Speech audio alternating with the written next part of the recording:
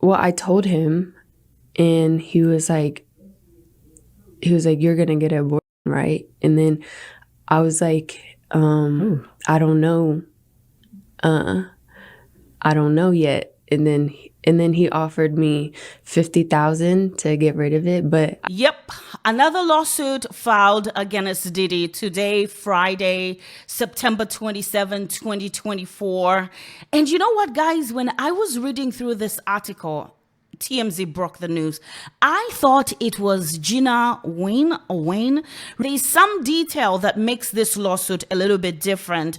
And that detail made me think of the girl that sat down with Tasha K. Remember the first girl that ever exposed Diddy publicly? It was not Cassie. Cassie sued him, right? But Gina was the first girl to expose him back in 2019. She sat down with Tasha K and said everything Cassie said with Tasha K, and nobody believed her. Nobody believed her. How long have you known Diddy? I've known him for 5 years. So Gina was the first Cassie.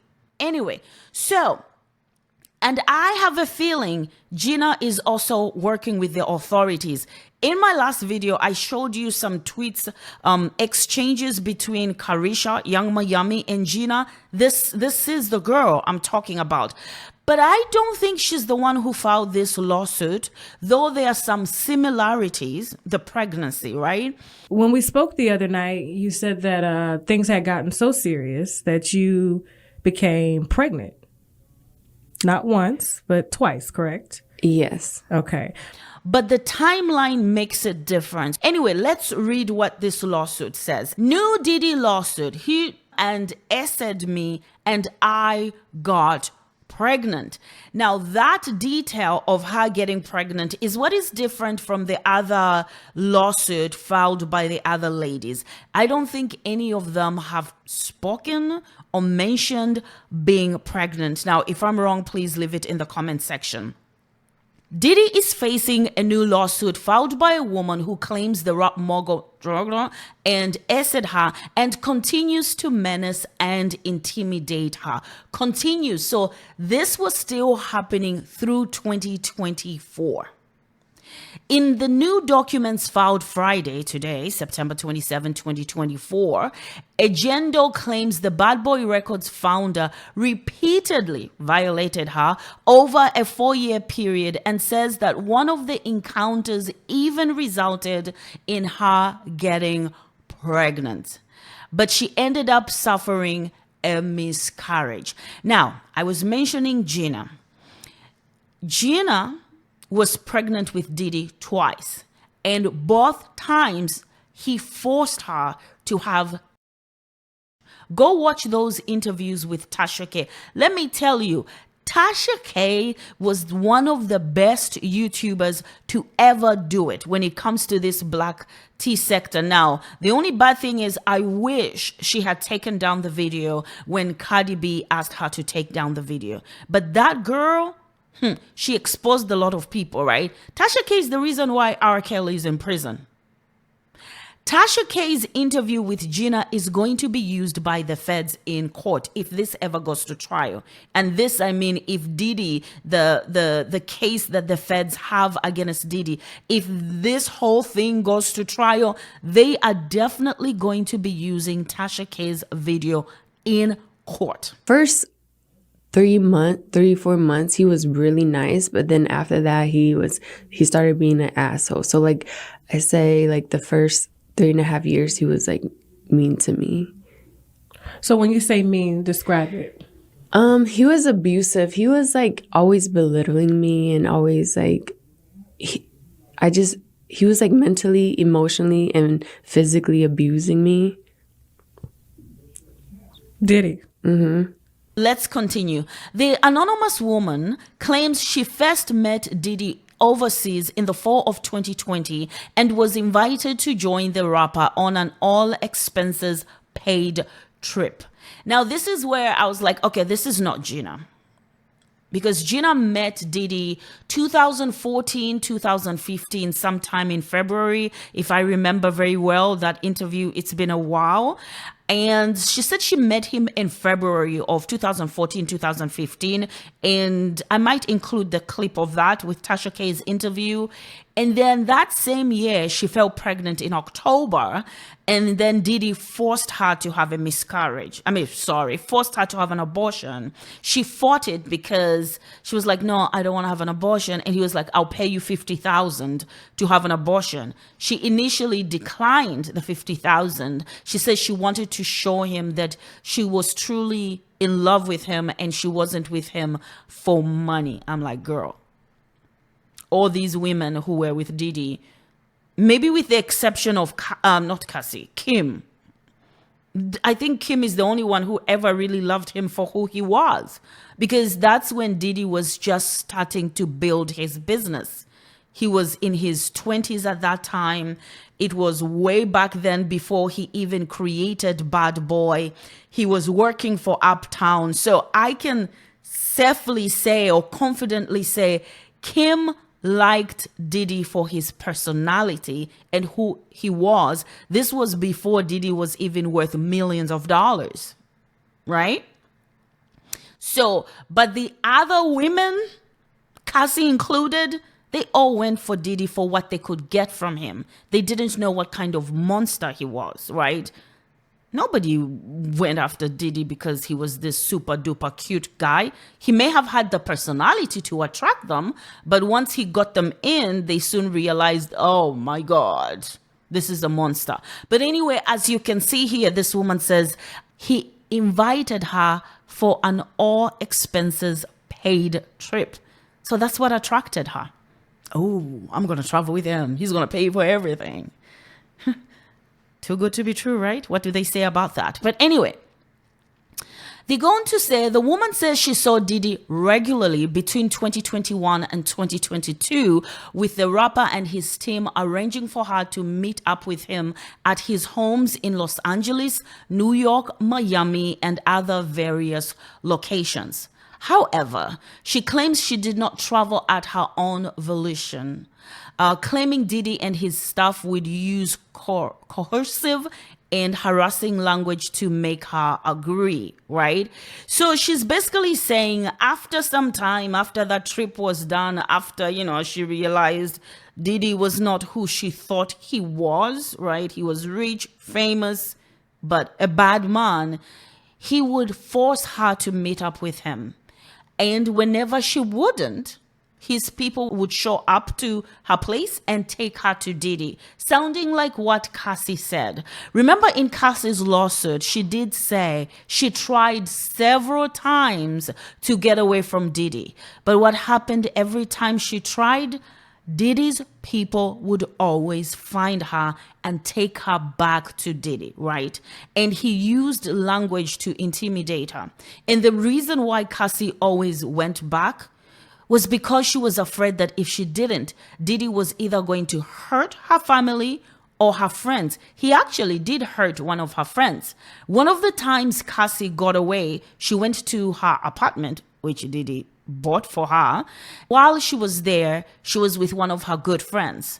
And when Diddy came into the apartment, Cassie's friend was trying to have Diddy leave because Cassie didn't want to deal with him at that point. I guess they had fought. Either he had hit her, Cassie just wanted to get away, and Cassie's friend was telling Diddy to please just leave. She doesn't want to have anything to do with you. What did Diddy do? He attacked Cassie's friend physically, I think with a hanger or something like that. She got injured. Diddy ended up paying Cassie's friend money for her to shut up and not sue him. Cassie said in the lawsuit, ever since then, she and that girl are no longer friends. Why? Because Cassie ended up going back to Diddy, and her friend didn't understand, why do you keep going back to that guy? But what Cassie was trying to communicate is, the reason why I keep going back is because what he did to you, he's going to do to my family and friends.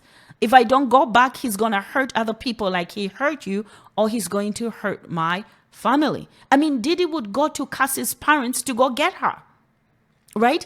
And the lawsuit that, what's her name? The girl from Danity Kane, Dawn Richard, the lawsuit she just filed, remember, she said Diddy threatened her father. And the father felt intimidated by Diddy. She says that Diddy locked Don Richards in his Bentley for hours. It was winter. It was cold. She called her father to help her. The father drove from Philadelphia or another state to New York to go get his daughter. Once he got there, they got her out of the car. He wanted to confront Diddy. And when he did, Diddy said, think about your daughter's career and think about your family. And he said that after Don's father told him, I'm going to the police. So he was like, think about your safety before you go report me. Basically, this is the same thing this woman is saying. I went because I was afraid of what would happen to me or my people. Somehow, no matter where I went, they always found me. Anyway, so let's continue. She says drivers would show up at her home to take her to Diddy, which left her feeling like she didn't have a choice in the matter. Basically what I just explained. This is very scary, right? The woman alleges Diddy also used spiked alcoholic beverages as a way to force her to do his bidding. I don't know what kind of bidding that was. Saying Diddy forced her to have intercourse in April 2022 while she was in his house in LA. So she's basically saying he raped her. Yeah, just remove the G from the grape. If you're being forced, she claims to have had substantial physical injuries from her encounters with Diddy, including one during a spring 2022 visit where she says she was left with purple bruises and a bite mark on her feet. Ooh, he's a biter too? Oh my God.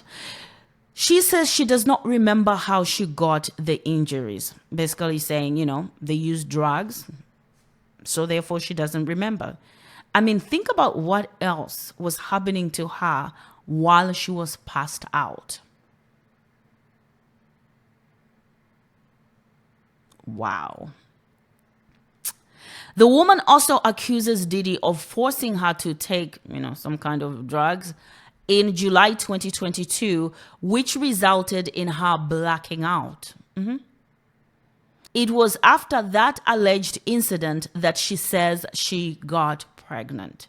So she got pregnant while she had blacked out. Talk about the STDs. According to the suit, one of Diddy's associates called her repeatedly, harassing her to get an abortion. But she says she ultimately suffered a miscarriage. I wonder, when I think about this whole thing, especially Cassie's situation, she was with Diddy for 10 years. And to think about how Cassie seemingly got pregnant quickly with her husband. Cassie now has 2 children with her husband, just like that. It makes me wonder, didn't she ever get pregnant with Diddy? And maybe he did force her to have abortions too. She said she tried to get space from Diddy after the miscarriage, but Diddy would allegedly harass her with calls and texts until she agreed to see him, which she claims continued through July 2024. Imagine, this was happening just 2 months ago. Diddy was still contacting this woman 2 months ago. I wonder how many women Diddy has been talking to since Carasha kind of stepped aside. And I just don't believe Carasha. I'm sorry. I think she was still talking to Diddy. Okay?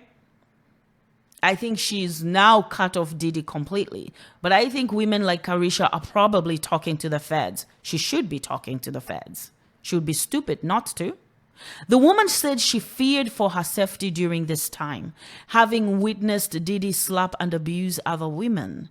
She also alleges he had found some way to track her location and monitor her conversations. So I'm wondering, when he started to monitor her conversations, Is it after Cassie's lawsuit? Because remember when Dawn filed her lawsuit, she said that she and her other bandmate, whatever her name is, Kalina, I don't remember her name, she came out and said that whatever Dawn is talking about, that's her experience. I don't remember it. We found out in Diddy's indictment, contacted that girl over 128 times in 2 days. Pressured that other girl from Danity Kane to dispute what Don Richard was saying in her lawsuit. So I'm wondering if Diddy has been monitoring who Carasha is talking to and who she's hanging out with, because he was clearly scared. After the feds raided his homes in Los Angeles, Miami, I am sure he was keeping tabs on every girl he's ever been with. And I am so sure we're going to find out soon that some of them, he paid them a lot of money in 2024 to shut up. She claims Diddy continues to contact her to this day. Like, what do you mean to this day? You filed the lawsuit today, Friday. So you mean Diddy was still contacting you through the day he got arrested, attempting to control her and intimidate her? Diddy continues to contact her to this day, attempting to control her and intimidate her.